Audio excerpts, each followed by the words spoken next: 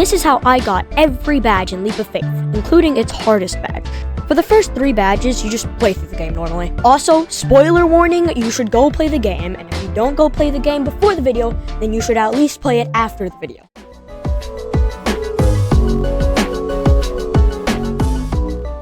In Leap of Faith, there's this voice in your head that forces you to do the same thing every day, even if you don't want to. Wake up, drink coffee, go outside, watch TV, and go to bed.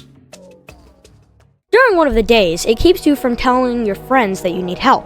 At the end of the final day, after you go to sleep, you wake up in the middle of the night and end up, well...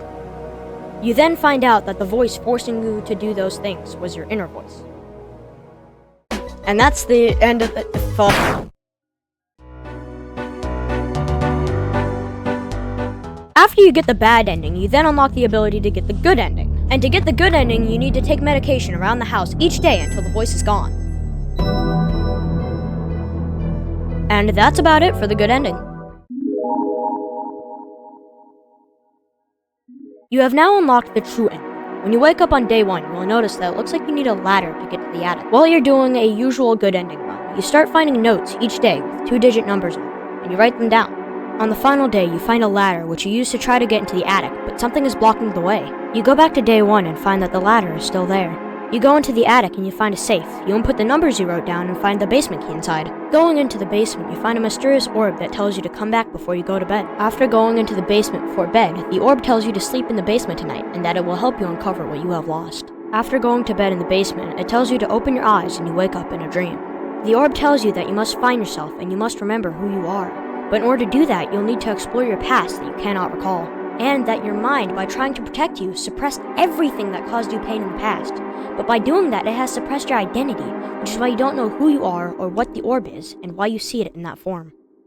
The orb then recreates your last interaction with your friends. And in the interaction, your friends end up leaving you. The orb tells you that the voice tried locking it away, and you respond, "That other voice, it's my inner voice, right?" The orb responds with yes and no.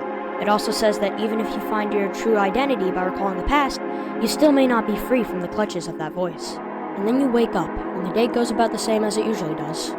You go back into the basement before bed, and the orb tells you that the voice is getting stronger and may appear in the dream. And then you go to sleep. In the dream, the orb recreates the moment the voice first infiltrated your mind. In the memory, the voice says that it can help you, and that it can help you forget. After the memory, the voice reminds you that you gave in, and let it take over. And you respond, "No, this is not my fault. You do not speak for me because you are not my entire inner voice. You are my fears, anxiety, depression, and struggles. That much is true, but you do not represent the hope and determination I still have. I may not remember my past now, and in the past I may have succumbed to your so-called help, but I will remember, and I will pave my own path, without your help, and I will embrace my pain. Suit yourself. I'll see you tomorrow." You then wake up from the dream, take the medication, and get rid of the voice.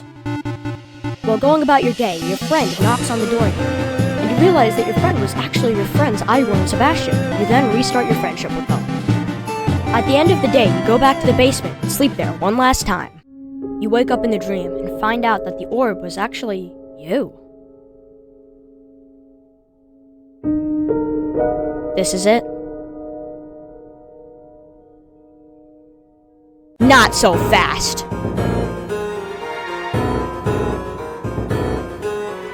You thought that medication would defeat me? All you did was suppress me in the real world. I still have access to your mind. Listen to me. If you become yourself again, you will be hurt. You will experience pain and suffering. You will remember all your bad memories for your entire life. You don't want that, right? I'm sorry, but you've done enough damage. Step aside. Fine. I'll have to take things into my own hands then. If you want to become yourself again,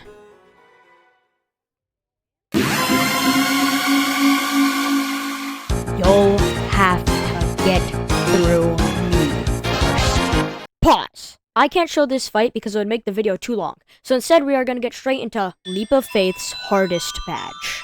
In order to get this badge, you need to beat the final fight on hard mode. This badge is so difficult, you don't even need it for the Perfectionist badge. Hard mode makes it so that there's no heals and everything is just generally harder. Here's the idea. In the first phase, it will typically combine 2 different attacks that are either harder versions of the original ones or just completely new ones. At the end of each quarter, it adds 2 deadly squares, and the squares will one-shot you if you touch them. At the end of each quarter, there's also bombs that shoot out 2 deadly lines. At the end of the 3rd quarter, it adds 3 squares. Phase 2 is where it gets hard. Instead of combining 2 attacks, it now combines 3 attacks and sometimes just 2. And at the end of each quarter, it takes away 3 squares instead of 2. Hard mode can take anywhere from 2 hours to 6 hours total, and it took me 4 hours. After a while, you realize which combos are easier and which are harder. Let's start with the easiest, which is big spears, daggers, and the kill block. One of the reasons this is one of the easiest is because this one doesn't require too much space for you to be able to dodge the attacks.